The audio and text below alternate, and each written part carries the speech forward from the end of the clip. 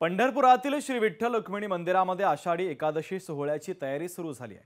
पेशवेकालीन लाकडी मंडपाला सजावटीचं काम आता सुरू झालंय। रेशमी रंगीबेरंगी पडदे, झुंबर, फुलमाळा, ओम अक्षर लिहिलेले लाल रंगाचे पडदे या सर्वांचा वापर करून सागवानी लाकडी सभा मंडपाला राजेशाही छावणीचं रूप देण्याची तयारी आता युद्धपातळीवर सुरू आहे। या सभा मंडपाची नेत्रदीपक ही दृश्य देखील आपण पाहतोय।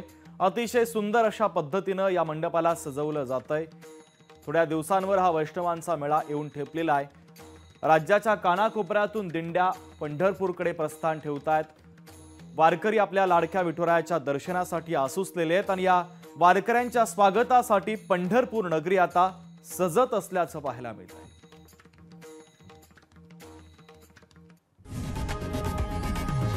लोकशाही मराठी ऐका, पहा, जागरूक रहा।